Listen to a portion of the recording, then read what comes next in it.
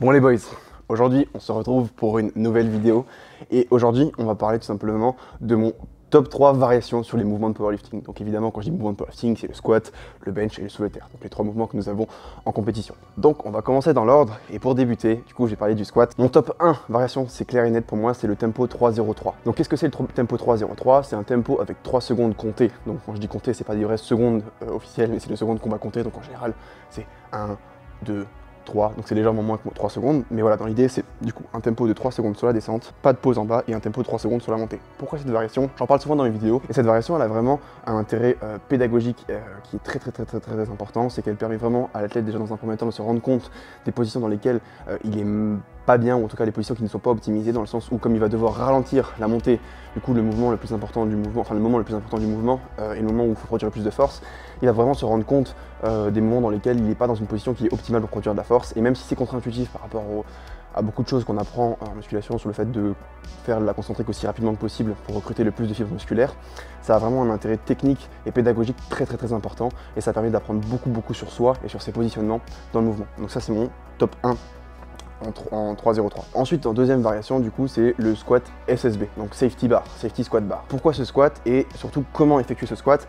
Il y a vraiment une notion particulière quand je dis de faire du squat SSB, c'est pas juste de faire de la SSB du coup de pousser ou de garder les handles, donc les poignets vers le haut, c'est accent anglais tu connais, mais vraiment de rapprocher les poignets vers les pecs et du coup d'éviter le déport autant que possible, de rajouter le déport vers l'arrière. Pourquoi? Ça va être beaucoup plus spécifique à un squat low bar, là où quand vous allez pousser les poignets vers l'avant, vous allez déporter le poids vers l'avant et du coup mimiquer un front squat. À l'inverse, quand vous allez tirer vers la poitrine, vous allez du coup déporter le poids vers l'arrière et ça va beaucoup plus ressembler du coup à un low bar. Sinon ça peut vraiment avoir des gros changements en termes techniques. Donc évidemment il faut savoir pourquoi vous voulez faire l'un ou l'autre, du coup avec les poignets vers le haut ou le poignet vers le bas. Moi en l'occurrence souvent je mets du SSB pour soulager du coup tout ce qui est chaîne scapulaire au niveau du maintien de la barre, et donc c'est pour ça que je veux que l'athlète soit aussi proche que possible d'un low bar quand il pratique son SSB. Donc voilà pourquoi est-ce que je conseille toujours de tirer les poignets vers soi quand on fait du SSB. Et enfin, en troisième variation, donc c'est pas vraiment une variation mais vous allez comprendre pourquoi je dis ça, c'est du squat en fait en high rep. Le fait d'être en high rep, donc on va dire plus de 7 reps on va dire au squat ou de manière générale dans les mouvements de power, c'est un truc qui est pas fait souvent en power, simplement parce que c'est très long et que du coup on est vite limité par ses capacités cardiovasculaires, ce qui fait qu'on peut pas vraiment pousser l'effort.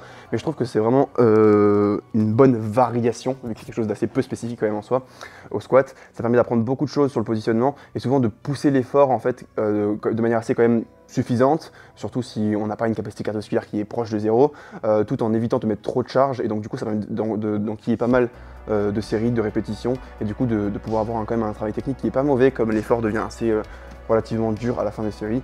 Ça permet vraiment de pratiquer le mouvement, et j'ai souvent de bons résultats avec les gens qui n'ont pas l'habitude d'en faire. Et d'ailleurs, il y a une étude qui a été faite par Reactive Training System là-dessus, où en gros, ils ont fait 2 groupes de contrôle, où ils montraient en gros, ils faisaient un test au début, et ils voyaient en fait, par rapport à un max, donc à un RM, combien de reps pouvaient faire les athlètes à un certain pourcentage, et pour les athlètes qui étaient bons en haute rep, ils leur faisaient faire du coup, enfin bons en beaucoup de reps, du coup, ils leur faisaient faire peu de reps, et inversement, donc pour ceux qui étaient pas bons en beaucoup de reps, ils leur faisaient faire peu de reps.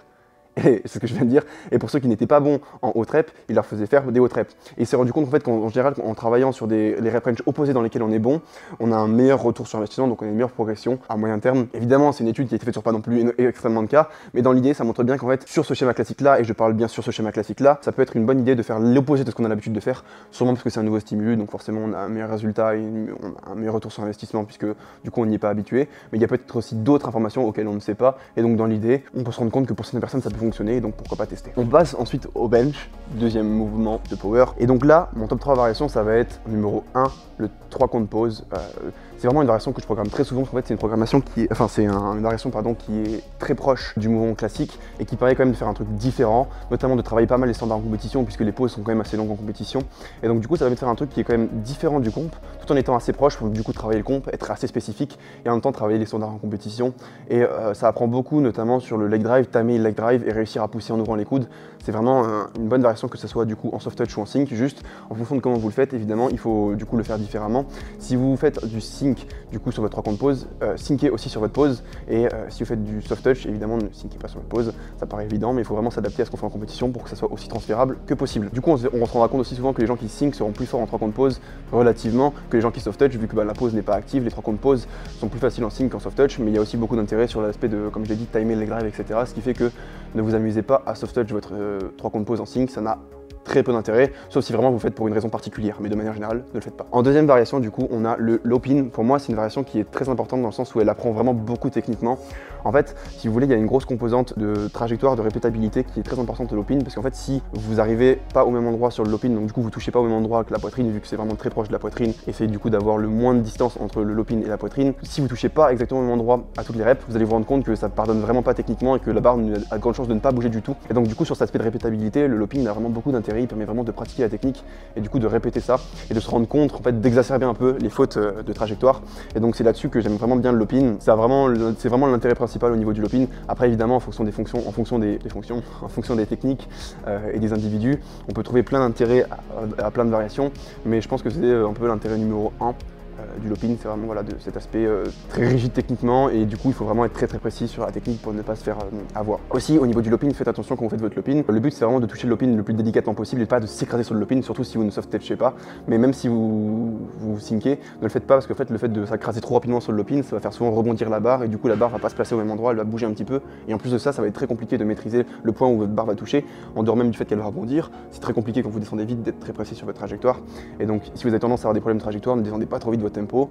Ça peut vraiment aider, que ce soit sur du comp ou sur du low pin, mais encore plus sur du low pin. Le but c'est pas d'écraser la barre sur le pin, sinon évidemment vous allez vous rendre compte que techniquement ça va être très peu répétable. Et enfin, dernière variation pour moi, c'est le Larsen, et c'est une variation que je vais utiliser surtout pour les débutants ou les gens qui apprennent à bench techniquement.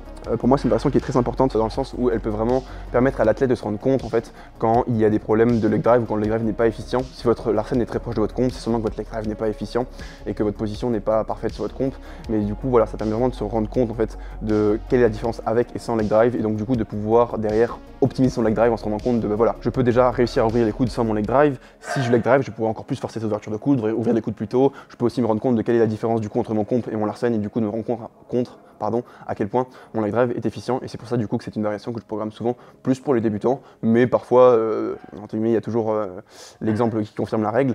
L'exemple qui confirme la règle, c'est pas ça du tout, je crois que c'est autre chose, mais voilà, vous avez compris l'idée. Il y a toujours en gros quelqu'un qui est là pour prouver l'opposé, et parfois ça arrive totalement que je programme à des gens qui sont très avancés ce genre de variation parce que ça fonctionne tout simplement bien. Donc voilà pour le bench. Pour finir, le deadlift, peut-être mon mouvement favori si je devais choisir. En vérité, ça se joue, c'est assez close entre le squat et le terre, et je pense que ça dépendrait évidemment des périodes où je me sens le mieux sur l'un mouvement ou sur l'autre, mais c'est un mouvement que j'affectionne particulièrement. 3 variations là-dessus. Mon numéro 1, ça va être clairement le tempo genou. C'est une variation que je trouve qui est extrêmement utile pour apprendre en fait les positionnements, position de départ du coup du soulevé de terre, mais aussi pour apprendre aux gens de ne pas vouloir forcément aller trop vite. En fait, le fait de vouloir aller trop vite en bas du mouvement, ça résulte en des positionnements qui sont vraiment pas efficients quand les genoux sont passés, et du coup des problèmes de lock. Et le fait de prendre plus le temps en bas, de comprendre sa position, de réussir à ancrer ses hanches, d'utiliser ses quadriceps, et de trouver vraiment le rapport agoniste-antagoniste entre du coup les extenseurs du genou et les extenseurs de la hanche, pardon. Ça permet vraiment d'ancrer les hanches et du coup de trouver vraiment une trajectoire qui est souvent plus linéaire, d'éviter de partir vers l'avant et vraiment d'avoir une meilleure trajectoire, une meilleure position de départ du coup pour aussi avoir un meilleur lock. Donc voilà pourquoi est-ce que je pense que le tempo genou est extrêmement utile pour beaucoup de gens, sachant qu'en fait si vous loupez au départ, dans ce cas, soit votre technique n'est pas optimisée, ça veut dire que vous rendez votre départ trop compliqué, et dans ce cas vous devez changer ça. Et du coup le tempo genou n'est pas forcément très utile, quoique il peut l'être, puisque du coup ça peut vous aider à trouver vraiment votre position de départ la plus optimisée.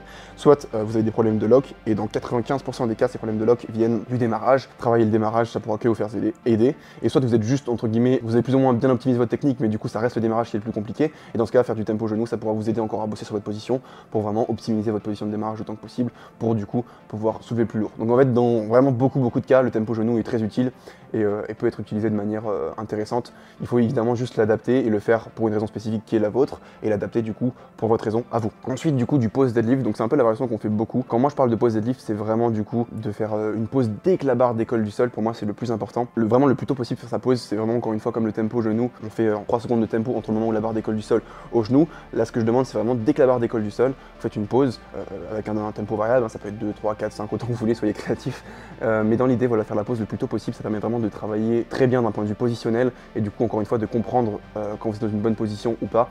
Le seul truc du coup que je conseille du coup quand vous faites des pauses au deadlift, faites attention de vraiment mimiquer votre technique de classique.